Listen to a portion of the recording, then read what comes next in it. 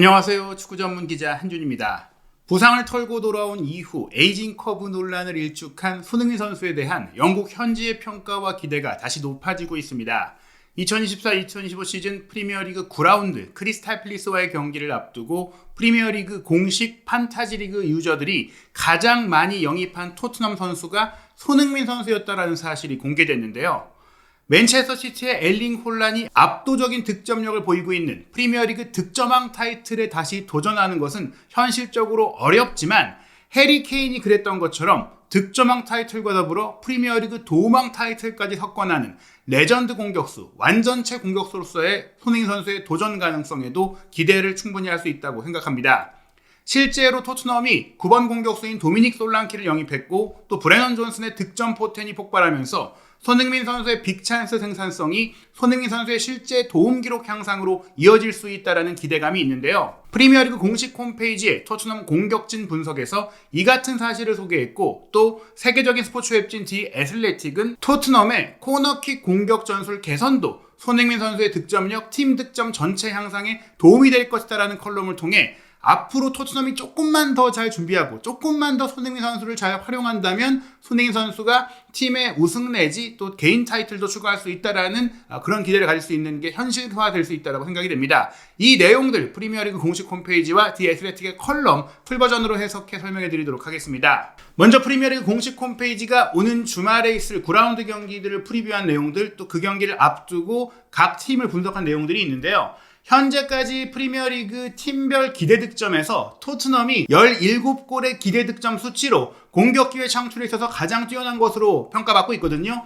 그럼에도 최다골 내지 상위권 성적을 거두지 못하고 있는 것이 이 기회들을 다 득점으로 전환하지 못했던 손흥민 선수 부재 속의 결정력 문제였습니다. 리버풀이 기대 득점 16골, 첼시와 맨시티가 15.6골일 정도로 토트넘이 강력한데요. 지금 18위로 고전을 면치 못하고 있는 이번 크리스탈 팰리스와의 경기는 토트넘이 제대로 활약을 폭발시키고 손흥민 선수만 뛴다면 충분히 또 한번 대량 득점의 승리를 거둘 수 있는 기회로 평가되고 있습니다.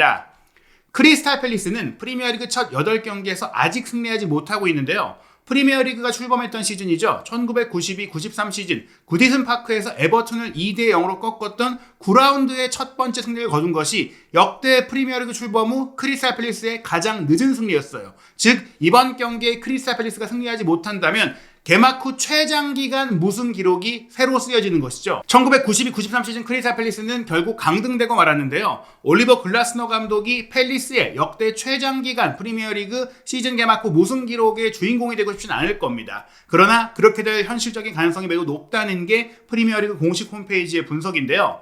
토트넘은 최근 4경기 중에 3번의 승리를 거두면서 무관심했던 출발을 벗어나 다시 지난 시즌 초반에 좋았던 기대감 넘치는 모습을 되찾고 있습니다. 엔지 포스테코글루 감독은 이번 경기 승리를 기대하고 있는데 승리를 위해서는 처음부터 지난 웨스트햄전 후반전처럼 2명의 홀딩 미드필드를 기용하는 것을 고려해야 할 수 있다고 전망했습니다. 지난 주말 웨스트햄과의 경기에서 토트넘은 제임스 매디슨을 하프타임에 파페사르로 교체한 이후에야 제러드 보웬이 오른쪽 측면을 지배했던 전반전과 반대로 왼쪽 윙백인 데스티니 우도기가 미드필드 지역에서 공격을 지원할 수 있게 됐고 경기를 풀어나갈 수 있었기 때문이죠. 이 전술이 재현될 가능성이 높은 가운데 팰리스의 올리버 글라스너 감독은 이스마일라 사르라든지 에베레치 에제를 오른쪽으로 이동시켜 지난 웨스트햄전의 보웬처럼 활용하는 그런 방식을 또 고민하고 있다고 전해지고 있습니다. 하지만 결국은 이번 경기 이글스, 독수리 군단, 크리스탈 팰리스에게는 또 다른 어려운 날이 기다리고 있을 가능성이 훨씬 더 높다라고 전망했는데요. 이번 경기 토트넘 공격수들이 팰리스를 상대로 많은 공격 포인트를 올릴 것이다라는 기대감이 큰 가운데 프리미어리그 공식 판타지리그 프리뷰에서 토트넘 공격수들 중에 그렇다면 어떤 공격수가 가장 뛰어난지 또 어떤 공격수를 영입하는 게 가장 좋을지를 추천하고 분석하는 내용이 나왔어요. 여기서 손흥민 선수에 대한 높은 평가가 이어집니다. 그 내용을 살펴보겠습니다. 올 시즌 초반 통계를 분석해 판타지리그 프리미어리그의 감독들이 토트넘 공격진에 투자하기 위한 최선의 방법을 결정할 수 있도록 도와드리겠습니다. 게임 위크 8에서 8차전에서 토트넘이 웨스트햄 유나이티드에 4대1로 승리한 것은 왜 판타지리그 감독들이 토트넘 공격수 중에 한 명 이상을 보유해야 하는지를 잘 보여줬는데요. 엔지 포스테코글루 감독의 토트넘은 올 시즌 8경기 중에 4경기에서 최소 3골을 넣었으며 미드필더들이 또한 많은 성공을 거둔 팀이기도 합니다. 제임스 매디슨, 판타지리그 몸값 760만 파운드에 달하는 토트넘 미드필드는 30포인트 이상을 기록한 토트넘 미드필더 4인방 중에는 가장 포인트가 높은 선수입니다. 2골 4도움을 기록하고 있는 플레이메이커 매디슨은 지금까지 판타지리그 포인트 43점을 기록 중이라고 하는데요. 지난 주말에 부상에서 복귀한 손흥민 선수, 판타지리그 몸값 990만 파운드에 달하는 토트넘 최고의 선수인데 23만 7천 명 이상의 판타지리그 감독들이 지난 8라운드 이후 손흥민 선수를 영입하면서 이번 9주차를 맞이해서 가장 많이 영입한 선수로 기록되고 있다고 합니다. 손흥민 선수는 현재까지 프리미어리그 6경기에 출전해 3득점 2도움을 기록하고 있으며 경기당 6.8포인트를 기록하면서 토트넘 선수들 중에서는 가장 많은 판타지리그 포인트를 기록하고 있는 선수인데요. 손흥민 선수는 지난 주말 햄스트링 부상에서 돌아온 이후 통증을 호소했기 때문에 목요일에 치렀던 알크마르와 유로파리그 홈경기 스쿼드에는 제외된 바 있습니다. 그런 가운데 판타지리그에서 토트넘 선수들 중에 현재 가장 인기 있는 미드필더는 브레넌 존슨이라고 하는데요. 판타지리그 몸값 670만 파운드이기 때문에 가성비 선수이겠죠. 거의 10% 정도의 유저들이 선택한 웨일스 출신의 브레넌 존슨은 클럽과 웨일스 대표팀에서 출전했던 최근 8경기 중에 무려 7경기에서 득점을 기록했습니다. 770만 파운드의 판타지리그 몸값이 설정된 도미닉 솔란키는 판타지리그에서 공격수들 중에 가장 많은 지지를 받고 있는 선수 중에 한 명인데요. 13%의 유저들이 이 잉글랜드 대표 공격수인 솔란키를 선택해 가장 많은 지지를 받고 있다고 합니다. 비록 웨스트햄과의 경기는 득점하지 못해서 팬들을 실망시켰지만 솔란키는 지난 4주 동안 이 많은 선정 속에서도 득점이나 어시스트를 기록하지 못한 유일한 선수였다고 할 수 있는데요. 데안 쿨루셉스키, 판타지리그 몸값 620만 파운드 선수는 솔란키의 2골 1어시스트라는 올 시즌 공격 포인트에 맞먹는 활약으로 최근 각광받고 있습니다. 최근 3경기에서 2골을 터뜨린 스웨덴 선수 쿨루셉스키 역시 토트넘 최고의 선수 중에 배제할 수 없는 후보라고 할 수 있겠는데요. 현재 토트넘 선수들의 공격 포인트 기록을 보면 메디슨이 6개, 손흥민 선수가 6개로 공동 1위이고 존슨 5개, 쿨루셉스키, 솔란키가 3개씩입니다. 이 과정 속에 포인트 1위가 43점의 메디슨이고 출전 기록이 적었기 때문에 올 시즌 누적 포인트 41점으로 손흥민 선수가 2위인데 경기당 포인트는 손흥민 선수가 6.8점으로 5.4점의 메디슨보다 높은 것이죠. 그렇다면 올 시즌 토트넘의 골 위협을 가장 많이 보였던 공격수가 누구였나라고 돌아본다면 브레넌 존슨의 엄청난 골 위협을 주목할 수 있습니다. 존슨이 박스 안에서 기록한 26개의 슈팅은 다른 토트넘 동료 선수들보다 2배 이상 많은 수치로 670만 파운드에 불과한 저렴한 금액의 선수라는 점에 있어서 판타지리그에서 최고의 가성비 선수 중 한 명이라고 볼 수 있겠죠. 하지만 이 중에 6번만이 빅찬스, 즉 득점이 예상되는 상황이었다는 점도 주목할 만한데요. 대신 이 통계에서 선두를 달리고 있는 선수는 총 8번의 빅찬스를 맞이해 손흥민 선수가 기록한 3회의 빅찬스보다 2배 이상 많은 빅찬스를 맞이했던 솔란키입니다. 다만 손흥민 선수의 세계 최고 수준의 마무리 능력, 피니시 능력, 월드클래스 피니시 능력은 득점 전환율에 있어서 다른 토트넘 공격수보다 훨씬 뛰어난 25%, 존슨이 기록한 11.5%보다도 2배 이상 높은 수치로 그의 결정력이 입증됐다라고 하는데요. 존슨의 빅찬스가 6개지만 득점 전환율은 11.5%, 솔란키의 빅찬스도 8개지만 득점 전환율은 14.3%, 손흥민 선수는 빅찬스를 3개 맞이했기 때문에 메디슨의 4회보다도 적었지만 득점 전환율이 25%이기 때문에 손흥민 선수에게 이 빅찬스를 가장 많이 부여하는 형태로 경기를 운영하는 것이 토트넘이 많은 골을 넣고 또 승리할 수 있는 최고의 방법이라는 것을 알 수 있습니다. 그런데 또 하나 주목할 점이 토트넘에서 가장 많이 찬스에 관여한 선수도 손흥민 선수라는 거예요. 가장 골을 잘 넣는 선수인데 가장 기회를 잘 만드는 선수도 손흥민 선수라는 겁니다. 각 선수들의 득점 위협과 창의성을 결합해서 토트넘 선수들 중에서 가장 빅찬스에 많이 관여한 선수를 찾아보니까 손흥민 선수였던 것이죠. 손흥민 선수는 총 7번의 빅찬스 중에서 3골을 성공시켰고 또 4차례나 큰 기회를 만들어냈죠. 빅찬스에 관여한 시간이 73.4분당 1회니까 한 경기보다 더 적은 거예요. 반면 브레넌 존슨은 팀 동료들에게 단 한 번의 빅찬스도 만들어주지 못했습니다. 매 경기 판타지리그의 보너스 포인트를 결정하는 BPS 시스템에서 손흥민 선수에게 유리한 요소 중에 하나가 바로 이 창의성이라고 하는데요.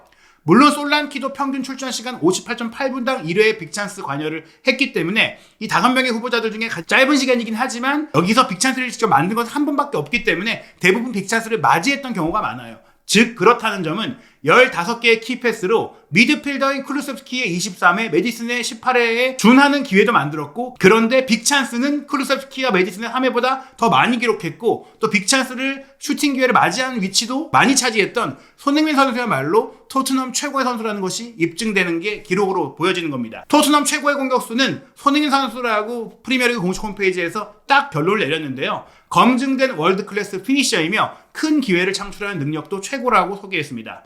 토트넘은 분명 최근 브레넌 존슨의 강점을 살리고 있고 존슨의 득점 위협 수치가 계속해서 올라가고 있다는 점도 중요하죠. 게다가 손흥민 선수보다 폭발적인 득점력이 떨어지긴 하지만 존슨의 가격이 320만 파운드나 싸니까 가성비 영입이라는 점에 있어서 주목할 만하다고 얘기하긴 했지만 능력 자체로 본다면 토트넘에서는 손흥민 선수를 활용하는 게 가장 중요하다는 것을 알 수 있습니다. 그리고 이런 기록은 올 시즌만 그런 게 아니죠. 역대 한 팀 소속으로 득점 관여를 가장 많이 한 프리미어리그 선수들의 기록이 소개가 됐는데 역대 최다 득점 관여, 골과 어시스트를 합산한 기록에서 통산 1위가 맨유와 에버튼에서 뛰었지만 맨유 시점을 놓고도 276개의 공격 포인트를 기록한 웨인 루니, 그리고 2위가 271개를 기록한 라이언 긱스입니다. 그리고 토트넘에서 뛰었던 시절 해리 케인이 259개의 공격 포인트를 프리미어리그에서 단일팀에서 기록을 했고요. 아스널의 왕 티에리 앙리가 249회로 역대 4위입니다. 첼시의 램파드가 237개로 5위, 리버풀의 모하메드 살라가 232회로 6위, 그리고 맨시티의 세르히오 아구에로가 231회로 7위이고 리버풀의 스티븐 제라드가 212회로 8위인데 손흥민 선수가 뉴캐슬 시절 앨런 셰어러의 184회를 제치고 186개의 공격 포인트로 9위에 올라 있으니까 단일 클럽으로는 프리미어리그 역사상 공격 포인트 10위권 이내에 들어있는 것이죠. 그런데 경기당 공격 포인트 기록으로 보자면 단일 클럽에서 경기 횟수당 공격 포인트로 기록으로 정리를 하면 손흥민 선수가 역대 공동 5위라는 놀라운 기록이 나옵니다. 앙리당 경기당 0.96회, 살라가 0.89회, 세르히오 아구에로가 0.84회, 그리고 케인이 0.81회고요. 0.6회 손흥민 선수는 루니, 시어러와 동률인 것이죠. 이렇듯 손흥민 선수의 공격 관여 능력은 프리미어리그 역사상 최고 수준이라고 할 수 있는데요. 그저 오래 뛰었기 때문이 아니라 이렇게 경기당 기록까지, 꾸준함까지도 대단하다는 것이죠. 말씀드린 대로 올 시즌 손흥민 선수가 노릴 수 있는 개인 타이틀은 도움왕인데요. 브렌트포드와의 경기 멀티 도움을 기록하면서 2개를 기록하고 있는데 이미 7개를 기록한 아스널의 사카라든지 첼시의 파머, 리버풀의 살라가 5개씩 기록하고 있지만 앞으로 출전 시간이 늘어나고 이 부상을 털어내고 리그 경기에 꾸준히 뛴다면 충분히 도움왕을 노릴 수 있다는 게 스포츠 베팅 업체인 bet365가 이 배당률에서 손흥민 선수를 프리미어리그 올 시즌 플레이메이커 어워즈 도움왕 후보 공동 7위로 올려놓은 사실에서 볼 수 있습니다. 현재 도움 1위인 사카가 배당률 1위, 살라가 2위, 파머가 3위, 더브라이너, 베실바, 필포든이 맨시티 선수로서 각각 4, 5위를 차지하고 있고 메디슨과 왓킨스, 브루노 페르난데스와 더불어 손흥민 선수가 공동 7위거든요. 게다가 이번 크리스탈 팰리스와의 경기는 손흥민 선수가 그 기록에 도전할 수 있는 중요한 경기입니다. 손흥민 선수가 크리스탈 팰리스와의 역대 경기 17번에 출전해서 14승 2무 1패로 결과가 매우 좋고 9득점 2도움으로 11개의 공격 포인트를 기록하고 있는데요. 2020-2021 시즌 같은 경우에는 팰리스와의 2경기에 연달아 어시스트를 기록하면서 이 2개의 도움을 한 시즌에 모두 기록했던 바가 있습니다. 게다가 손흥민 선수는 지난 프리미어리그 8라운드 일정 당시 웨스트햄전 승리를 이끌면서 프리미어리그뿐 아니라 유럽 5대 리그 주간 베스트 11에 선정이 됐는데요. 이탈리아 유력 스포츠 신문인 가제타 델로 스포르트가 꼽았던 3-4-1-2 포메이션 기반에서 공격형 미드필더로 선정이 됐어요. 즉 손흥민 선수가 기회 창출 능력으로도 높은 평가를 받으면서 유럽 최고의 공미로까지도 평가를 받고 있다는 겁니다. 또 하나 주목할 점이 토트넘이 세트피스 공격이 지금 아쉽다는 평가가 나오고 있는데 손흥민 선수가 과거 메디슨이 오기 전에는 코너킥을 전담했었잖아요. 그런데 메디슨의 최근 킥 능력이 아쉽다 보니까 디 애슬레틱은 토트넘이 코너킥 공격 전술을 개선한다면 팀 성적도 개선될 수 있다라는 컬럼을 내놓았습니다. 그 내용도 살펴보겠습니다. 토요일 프리미어리그 경기 웨스트햄과의 경기 후반전 결국 토트넘이 웨스트햄을 날려버렸지만 토트넘이 4대1로 이겼던 웨스트햄전 전반전 오픈 플레이에서 양질의 기회를 만드는데 어려움이 있었습니다. 매번 우도기, 손흥민, 메디슨이 왼쪽 측면에서 콤비 플레이를 펼쳤으나 기도 로드리게스나 토디보가 이들의 크로스 공격을 막거나 가로챘죠. 또 한 번은 우도기의 크로스가 웨스트햄 수비수들을 벗겨냈지만 존슨의 어깨에 맞고 튕겨나갔습니다. 당시 전반전 토트넘이 골을 넣을 수 있는 가장 좋은 방법은 세트피스로 보였는데요. 토트넘은 웨스트햄과 전반전에 무려 12개나 코너킥을 얻어냈습니다. 2022년 8월 이후 프리미어리그 전반전에 가장 많은 코너킥을 얻은 팀으로 기록이 된 거죠. 문제는 그 12개의 코너킥 중 어느 하나도 위협적으로 보이지 않았다는 겁니다. 물론 후반전 웨스트햄이 자멸했고 손흥민 선수가 역습해서 그들을 찢어낼 수 있는 공간이 열리면서 토트넘이 이겼지만 만약 다른 경기였다면 토트넘이 상대가 끈질기게 후반까지 수비하는 팀을 만났다면 어려웠을 것이다. 영리한 세트피스 루틴이 있어야만 이길 수 있었을 것이다 라는 분석을 하면서 웨스트햄과의 경기가 부저 불운했던 게 아니라 토트넘이 훈련장에서 더 많이 세트피스 연습을 해야 한다라며 올 시즌 모든 토트넘의 코너킥을 분석했다라고 했습니다. 토트넘은 올 시즌 프리미어리그 8경기에서 지난 시즌 우승팀인 맨시티와 더불어 공동 최다인 76회의 코너킥을 얻어냈는데요. 그중 2차례만 득점했습니다. 즉 앞으로 30경기 동안 이 비율이 유지된다면 361회의 코너킥을 얻더라도 10골밖에 못 넣는다는 것이죠. 평균 36회 코너킥마다 한 골을 넣는다면 아주 부진한 경기력이겠죠. 아스널은 지난 시즌 총 265회 코너킥을 얻어내면서 16골을 코너킥으로 기록을 했어요. 이는 프리미어리그 최고 기록이었는데요. 평균적으로 16.5회 코너킥마다 한 골씩 넣었다는 겁니다. 그 아스널의 북런던 라이벌인 토트넘은 분명 코너킥 공격이 개선해야 되는 여지가 많다는 것을 볼 수 있는데요. 토트넘과 아스널이 2022-2023 시즌에는 나란히 코너킥으로 13골을 넣어서 프리미어리그 코너킥 득점 공동 1위였습니다. 그때 토트넘은 안토니오 콘테 감독 부임 이후 잔니 비오라는 세트피스 전문 코치를 선임했고 토트넘의 복잡했던 세트피스 루틴을 바로 잔니 비오가 이끌었습니다. 그때 해리 케인은 바이에른 뮌헨으로 이적한 이후 지난 시즌 뮌헨에서 기록했던 전체 세트피스 득점인 9골에 거의 맞먹는 7골의 세트피스 득점을 토트넘에서 기록을 했었는데요. 아스널의 세트피스 전술을 이끌고 있는 니콜라스 조바 같은 이런 세트피스 전문가가 토트넘에 없다는 문제가 치명적으로 보입니다. 지난 여름 토트넘 코치로 합류했던 닉 몽고메리가 토트넘의 세트피스를 지휘하는 것이 목격되고 있지만 궁극적으로 정말 누가 책임을 지는지는 불분명하다고 했는데요. 이 막대 차트를 보면 지난 2023-2024 시즌 시작과 함께 엔지 포스테코글루 감독이 토트넘 감독으로 부임한 이후 각 프리미어리그 팀들이 코너킥 100회당 몇 골을 넣을 수 있는지를 집계한 내용이 나오는데요. 토트넘이 프리미어리그 내에서 최악은 아니지만 3.8골로 4위권을 경쟁한다고 할 수 있는 첼시, 리버풀 그리고 세트피스 전문 코치를 영입한 아스널에 비교한다면 절반 가까이 적을 정도로 저조하다고 할 수 있습니다. 토트넘의 세트피스 기록을 조금 더 구체적으로 살펴보면 2023년 여름 잔니 비오 세트피스 전문 코치가 떠난 이후 전반적으로 하락세가 있었는데요.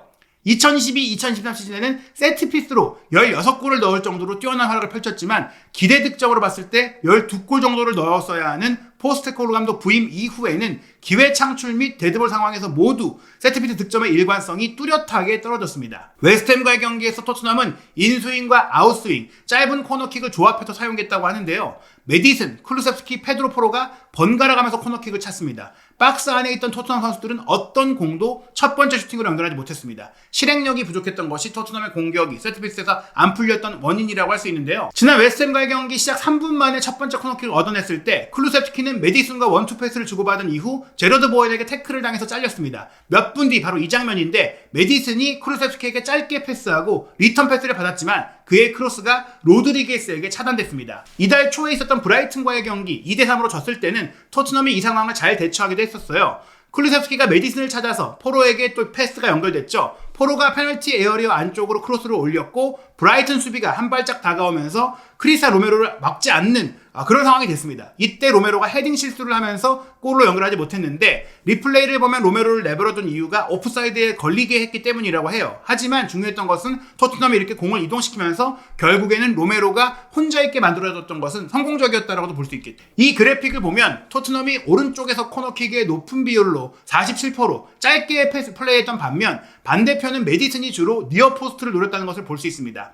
세트피스 상황에서 올바른 위치로 공을 일관되게 전달할 수 있는 세트피스 전문 키커가 매우 중요한데요. 메디슨은 웨스트햄과의 경기 당시 코너킥이 모두 선수들의 머리 위로 날아가고 곧바로 경기장 밖으로 나간 것을 포함해 과도하게 공을 차는 실수를 많이 범했습니다. 토트넘은 웨스트햄전 전반전 코너킥 12개 중에 5개를 짧은 코너킥으로 연결했는데요. 올 시즌 토트넘은 무려 38%가량의 코너킥을 짧게 처리했다고 합니다. 2023-2024 시즌 29.5%에 비해서 크게 증가한 수치죠. 디 애슬레틱은 유로파리그 알크마르와의 경기를 앞두고 포스테코글루 감독에게 세트피스를 직접 질문했다고 하는데요. 포스테코글루 감독은 세트피스를 효과적인 방법이라고 생각한다고 하면서도 너무 과학적이지는 않다고 했어요. 이 상황을 전반적으로 통제하기 위한 게임 플랜과 어느 정도 일치한다라는 말을 통해서 웨스트햄전 전반전 세트피스가 형편없었다라고 인정했고 우리 모두 실망했다고 얘기했고 킥도 특히 실망스러웠다고 했습니다. 킥 자체가 제대로 되지 않으면 좋지 않다고 했어요.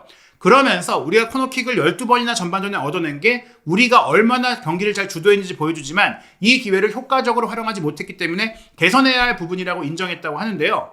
토트넘은 박스 안으로 직접 공을 투입할 때 매번 같은 전술을 사용하는 게 문제라고 지적되고 있습니다. 5명의 선수가 페널티 박스 주변을 맴돌고 있고 2명이 자신에게 공이 떨어질 경우를 대비해서 밖에 있으면서 또 역습에 대처하고 있습니다. 세트피스 상황에서 메디슨이나 콜루세스키가 짧게 패스를 주는 것을 서성이면서 기다리기도 하지만 이것은 의도를 감추기 위한 전략이기도 하다고 했는데요. 지난 맨유전 3대0 승리 당시에는 좋은 전략이 통했었죠. 78분 솔랑키가 득점한 장면에서 이러한 좋은 예시가 있었어요. 마이키 무어와 메디슨 대신 교체 투입됐던 베리발이 코너킥을 담당하고 있었습니다. 코너 플랫 주변에 있죠. 여기서 솔랑키가 첫 번째 크로스가 오는 것을 차지하려고 하는 게 아니라 공이 그 다음에 리바운드에서 떨어지는 것을 예측하기 위해 백포스트로 돌아 들어가는 움직임들이 많이 있었습니다. 그 상황에서 골이 나오기도 했었죠. 개막전에 열렸던 레스터시티와의 1대1 무승부 경기 때는 벤탄쿠르가 이 역할을 했었습니다. 솔랑키가 득점을 할 뻔하기도 했지만 은디디가 탁월한 클리어링으로 이 기회를 막아냈었죠.